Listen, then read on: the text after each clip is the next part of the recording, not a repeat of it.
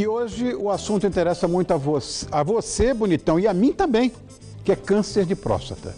Mesmo nos dias atuais, quando os exames são menos invasivos do que já foram no passado, tem muito homem que ainda não se conscientizou de que fazer o exame da próstata é importantíssimo.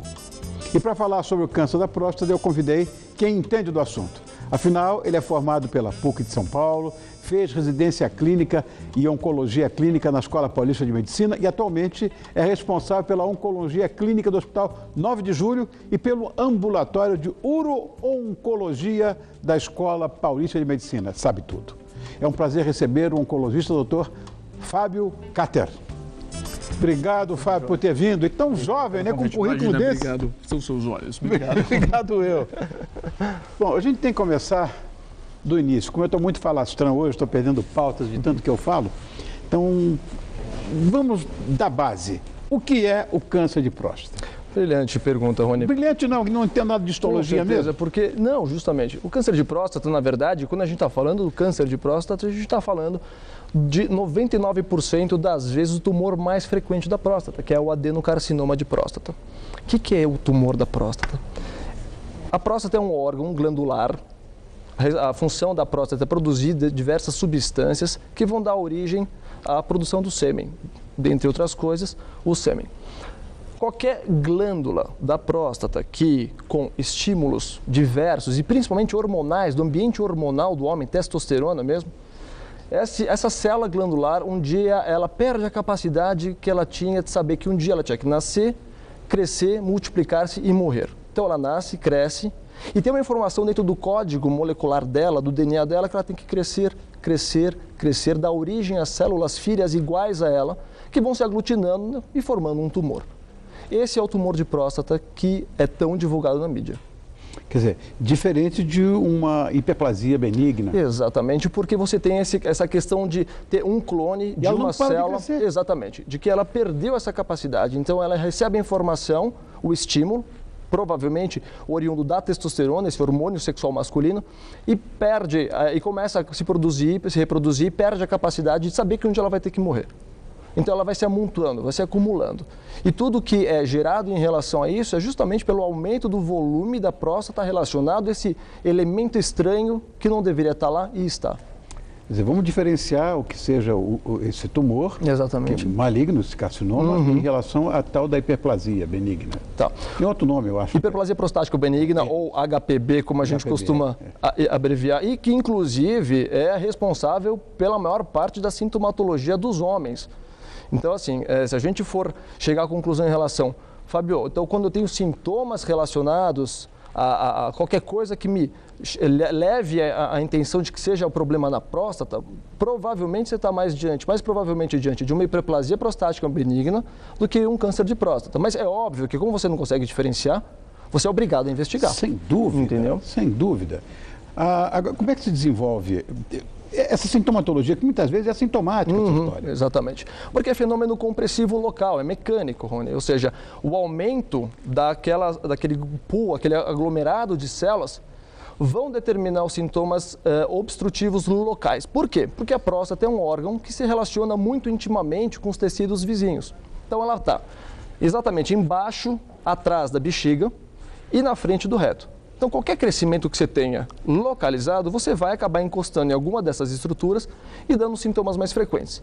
O mais frequente, que a gente chama de prostatismo, são sintomas urinários, que é a força maior que você tem que fazer para urinar, aumento da frequência urinária, ou seja, ir várias vezes ao banheiro urinando menores quantidades, acordando mais do que 2 vezes à noite para ir no banheiro. Então, veja bem, esses sintomas podem ser e provavelmente são de hiperplasia. E podem ser até comuns, dependendo do organismo do homem, mas precisam chamar a atenção do homem de que tem alguma coisa que de repente não está certo naquele local. E, além disso, ela pode dar outros sintomas, como, por exemplo, tem o feixe neurológico que vai inervar justamente o pênis, então uma instalação, de certa maneira, súbita e progressiva de uma disfunção erétil pode ser causada por um tumor de próstata também. Olha, interessantíssimo. A maior parte, né, queria deixar bem claro que a maior parte das disfunções eréteis não são tumor de próstata. A menor parte delas talvez. Mas é óbvio que é um sintoma que pode levar-nos a pensar em câncer de próstata. E quando você tem esse tipo de sintoma, geralmente você está falando de um tumor mais avançado localmente, Rony. Tá.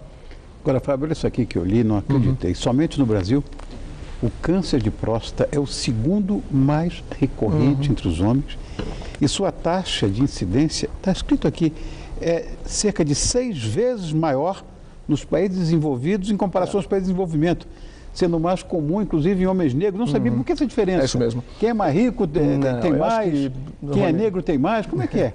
Eu acho que isso é uma questão de como você avalia os dados, sabe? Primeiro, é óbvio que você está dentro de um país desenvolvido, você pega um homem que mora em algum país escandinavo, a expectativa de vida dele é muito maior do que a de um país em desenvolvimento. Então, tem mais tempo de chance para o desenvolvimento de uma doença maligna. Isso aí que nós estamos vendo o que é? Então, isso daí uma imagem, tá, dizendo justamente da próstata, tá? Em relação às suas estruturas vizinhas, a gente tem o reto lá atrás, lá embaixo dela, a estrutura óssea adjacente, as laterais são as cabeças femorais e na frente dela você tem o ossinho da bacia aqui, tá? Então, justamente para você ver que a próstata, é importante essa imagem, porque você vê a próstata e a relação dela com o reto, que é a partir dessa relação íntima que você consegue ter acesso à próstata. Então, por isso que o toque retal é feito, porque é a maneira mais fácil que a gente tem de encontrar a próstata, é dessa relação anterior, ou seja, a próstata estar na frente do reto, que a gente tem acesso aos exames clínicos, tá? Bom, é porque tinha ilustração e eu queria usar aqui para aproveitar. Claro, com certeza. Então, imagina-se que um dinamarquês não vai ter mais esse problema. E não, ele vai, teoricamente, como ele tem uma expectativa de vida maior, ele tem mais chance de desenvolver. Segundo, eles têm mais acesso à saúde, a médico, a exames de imagem, exames de sangue, como o PSA, por exemplo. E principalmente, Rony, provavelmente a gente está falando de um problema de subnotificação. Os países em desenvolvimento têm mais dificuldade de falar, olha, eu tenho tantos pacientes com diagnóstico de câncer de próstata esse ano em tal região, neste país. Lá eles documentam de maneira melhor. Então não é que talvez a gente tenha menos, mas provavelmente a gente não está contando para os órgãos públicos exatamente quem realmente tem. Claro. Ou você acha que alguém que infelizmente está isolado num sertão aí no Brasil vai ter câncer de próstata, quiçá vai fazer diagnóstico, e se fizer, será que ele vai conseguir avisar os órgãos públicos de que ele faz parte de uma estimativa de incidência? Claro que não. Fora o preconceito brutal numa sociedade machista latino-americana, isso é problema cultural nosso, é um absurdo. Eu acho que a gente tem melhorado bastante nesse sentido, mas infelizmente a gente ainda enfrenta muito preconceito para o diagnóstico. Vamos falar de faixa etária? Tá, qual é a faixa etária mais propensa a esse tipo de... O tumor de próstata é um tumor do idoso, tá? A idade mediana de aparecimento é de 72 anos, ou seja, quanto mais velho, maior chance você tem para o desenvolvimento do tumor de próstata. Mas a partir dos 50 anos a gente já começa a observar um aumento dessa incidência e é por isso que os programas de investigação para câncer de próstata começam a partir dos 50 anos, teoricamente. Com exceções, é óbvio, mas é um tumor do idoso, Rony, não é um tumor do jovem habitualmente, tá? Tá, eu tenho hiperplasia benigna. Acredito que qualquer pessoa da minha idade tenha também, eu passei de 60. A gente brinca que aos 100 anos, 100% dos homens vão ter um crescimento da próstata, quiçá um tumor de próstata, entendeu? E faz parte do envelhecimento da próstata. O meu urologista falou isso também. Pois é, você está na boca dos médicos. Existe algum fator que possa ser apontado como causa? Toda vez que você tem inúmeras explicações para uma causa, você não tem uma boa explicação. Se fosse, era a única. Mas, enfim, idade, né? É uma explicação. Como a gente havia falado, a raça negra, né, a etnia negra, então os negros têm maior probabilidade, mais chance de ter câncer de próstata e formas mais agressivas e em idade de instalação mais precoce também, infelizmente. Tá? Mas também, principalmente, fatores hereditários e ambientais. Fatores hereditários. Se você tem um parente de primeiro grau com histórico de câncer de próstata, você já tem um risco 2 vezes maior para apresentar câncer de próstata. E se você tem 2 ou mais parentes de primeiro grau com câncer de próstata, esse risco pode chegar de 5 a 11 vezes mais. Então, a gente não sabe explicar por métodos biológicos, enfim, explicar ou traduzir essa agregação familiar, mas que existe, né? E, por outro lado, os fatores ambientais também têm, com certeza, alguma influência nesse sentido. Por exemplo, dieta rica em gordura, de carne vermelha, laticínios gordos, estão associados a maior risco de câncer de próstata. Dieta pobre em vegetais e nos trabalhos eles falam a ingestão de menos de 14 porções de vegetais na semana, também estão associadas com risco de câncer de próstata. algumas substâncias. Então tem a história do licopeno, que é um antioxidante famosíssimo, né? Então teve um trabalho muito bem conduzido que mostrou que o licopeno, né, o aumento da ingesta ou da oferta de licopeno vai diminuir a chance de você ter câncer de próstata. O grande problema são... Está provado isso? Não? Então, o trabalho é bem feito, Rony, mas você não conseguiu provar que as taxas dosadas de licopeno no sangue são traduzidas em menor chance de risco de câncer de próstata. Eu pergunto isso porque eu sou botânico. Sim. E, claro, o licopérsico, que é o tomate, exatamente, tem o licopeno e todo mundo fala, não, eu ouço falar muito isso. Eu achei que isso era uma falácia. De qualquer maneira, a ingestão teria que ser tão brutal, exatamente, né, que o cara diz, chupa laranja porque tem vitamina C. Claro, uma grosa de laranja, exatamente, ou 2 acerolas, vai dar no mesmo.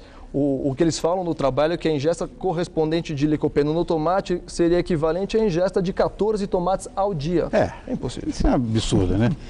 Agora, como é que dá o desenvolvimento desse tumor?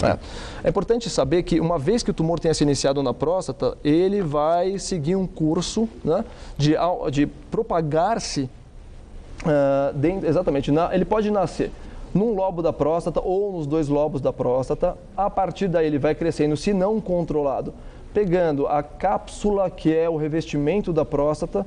A partir de então, propagando-se a partir da drenagem linfática da próstata e pegando os gânglios ao redor. E depois disso, podendo seminar-se para gânglios à distância e cair na corrente sanguínea e dar as famosas metástases. Essa é a história natural da doença, se não barrada.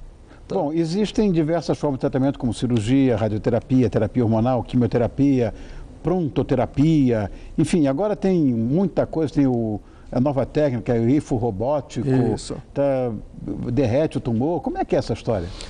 O mais importante, Rony, é você saber em que estágio da doença que a gente está falando. Então, se você pega um tumor na próstata localizado, as chances de você fazer um tratamento definitivo curativo é muito grande. Então, cirurgia é capaz de fazer isso, radioterapia é capaz de fazer isso. Dentro dessas 2 modalidades, você tem vários tipos de cirurgia robótica, por exemplo. Radioterapia, você tem intensidade modulada, tridimensional, o Proton Beam, que é essa técnica nova de radioterapia que usa uma partícula, que é o próton, diferente, que tem um poder de atingir melhor o alvo sem pegar os tecidos em volta. E o raifo robótico, que é um ultrassom de alta... É raifo, não? Raifo robótico, que é um ultrassom de alta intensidade, tá? Onde você coloca uma sonda teleguiada via transretal, que vai emitir ondas ultrassônicas e vai derreter, teoricamente, o tumor com mais precisão por conta do ponto. O ponto a ser queimado, ele é programado por via computadorizada, então você tem menos chance de pegar tecidos vizinhos. Qual a grande vantagem? Você diminui as complicações relacionadas à cirurgia convencional, incontinência urinária e disfunção erétil, impotência. Então ele tem uma chance menor, por exemplo, para uma prostatectomia, que é a cirurgia convencional, você tem um risco de incontinência urinária de 5%, com raifo descrito 3%. De impotência até 30% e com cirurgia convencional de 30% e em algumas séries até 70% de risco de disfunção erétil. Pois é, importante. Vou pedir que você prometa no ar também que você vai voltar, porque tem um monte de dúvida, com toda certeza. Com certeza, Rony. Estamos à disposição e foi um